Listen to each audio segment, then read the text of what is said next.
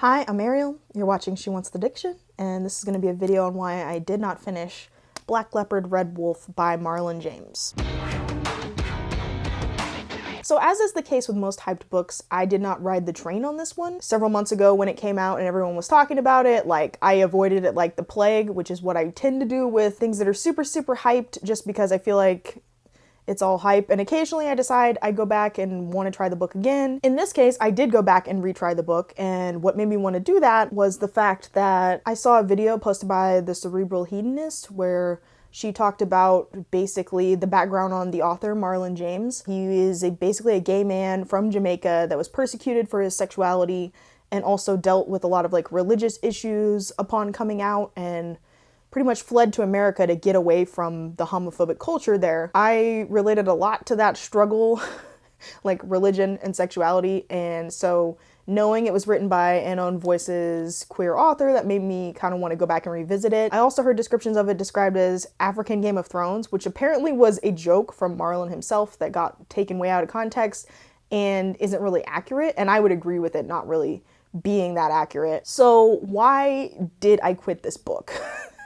I quit around the 160 page mark, which is pretty far into it. This thing is a whopper. It's like 600 pages, so it's a big boy, but I could not make it past that. I physically could not force myself to go any further.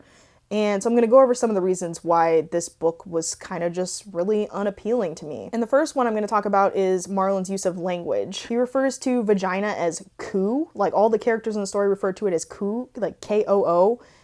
Repeatedly, and it's just kind of really grosses me out. It's like the word twat, I also hate that, and so koo, it just gave me that same yucky, disgusting feeling, and it was just constantly used, and I just could not. In this book, there's a character that's a shapeshifter, essentially, and he is a leopard / man. We don't really know if he changes from being a leopard to a man or a man to a leopard, but the point being, there is literally half a page in this book describing how he smells like asshole, just straight ass.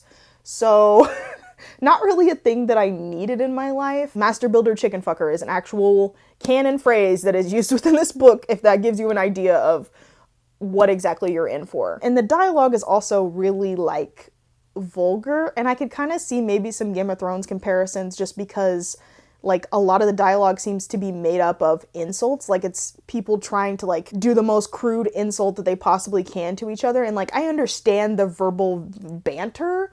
I get that aspect of it, but it's really over the top. I feel, and I'm not a person who's easily grossed out. Honestly, I thought all the people who were saying this book is so violent, this book is so disgusting, disturbing, over the top, I honestly thought those people were just full of it. I was like, you're probably just being some weak motherfuckers. Stuff does not gross me out. People that get grossed out by the incest in Game of Thrones or the violence in Game of Thrones, that does not bother me because I feel it's all in the sake of a good story. In this case, it did bother me because he doesn't reveal much of the plot. We don't know why Tracker is hunting for this boy. Even within the narrative, Tracker doesn't know. So it's really frustrating because things that kind of happen don't really have much of a point. I'm sure they would if I could reach a point in the book where he reveals what kind of the point is or what the quest is, but since he makes the choice not to do that, it feels like I'm just plotting and plotting and plotting. Another strange thing about the language is that he tries to mix these styles of speaking that on one hand are kind of really modern with things that are kind of antiquated and seem kind of out of place to me.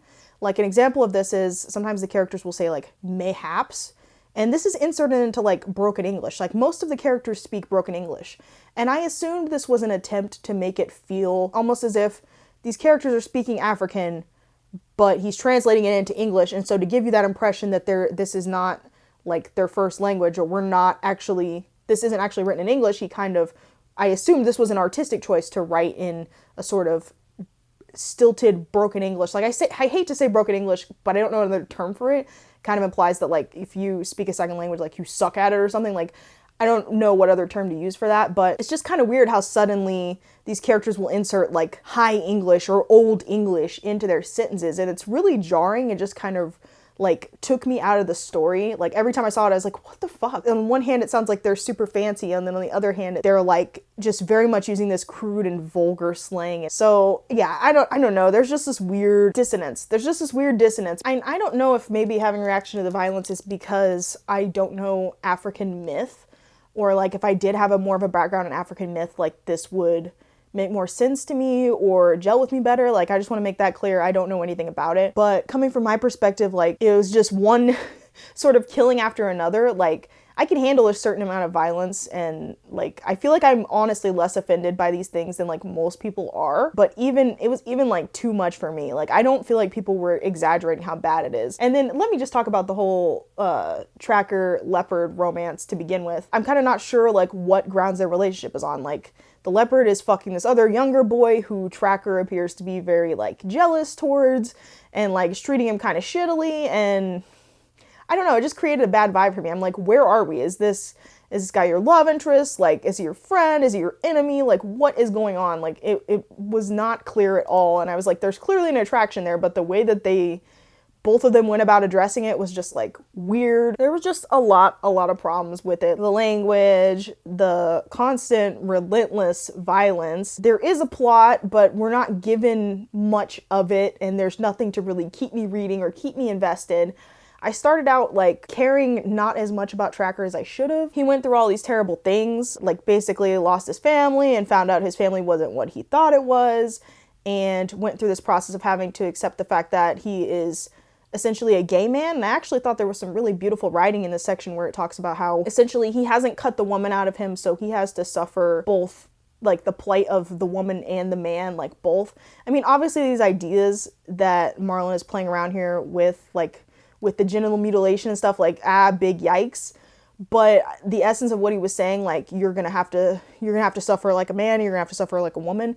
Like, I feel like that was Marlon speaking about his experience as a gay man. Perhaps a comment on how gay men are treated within society, like maybe not accepted among men, then having to deal with like the same heartbreak that women deal with, where like straight women deal with, where there's like men that break their hearts. Like, I feel like it had a deeper meaning and a deeper commentary. So at first I was really interested and invested in Tracker because he was just like, fuck my family, I'm out of here, I'm gonna go do what I'm gonna do. Like, he was outcast basically. But the more and more that things started happening and he just started being a relentless killer, and his sort of weird relationship with the Leopard, and on top of me not knowing what was going on, and all the strange language and the violent incidents, and I couldn't find a meaning in it. I couldn't find a reason that I wanted to continue, and I was just struggling, suffering through it. And yeah, I was overall just like really disappointed. I was like, why am I doing this to myself? So yeah, that's why I really just could not stomach any more of this book. I think it had great potential, and there were some passages that really hit me, but the way that it's executed, I would love to know like what direction he was going with it, but I don't think I can get to whatever the like point was, the plot was. I really think that he needed to sprinkle bits of where the story was going or what it was about throughout to keep the reader hooked. And I just don't feel like there was a good job of character building, and I don't feel like there was a good job of revealing the plot in a way that was satisfying. Like, if you're gonna have a story that starts out with, you're probably wondering how I got here, right? You need to drop clues and hints along the way, and not just leave us with like nothing to work with and nothing to keep us wanting to push through this 600-page story to find out who the boy is, why they're hunting for him, whether or not Tracker did kill him. Like, I need to have a certain amount of investment, and I feel like he did not create that. So despite the fact that this is an Own Voices fantasy, despite the fact that this is getting almost all positive reviews from critics and critical praise, like, it was not for me. So that's it. Thank you so much for watching, and I'll see you guys next week with another video. Peace.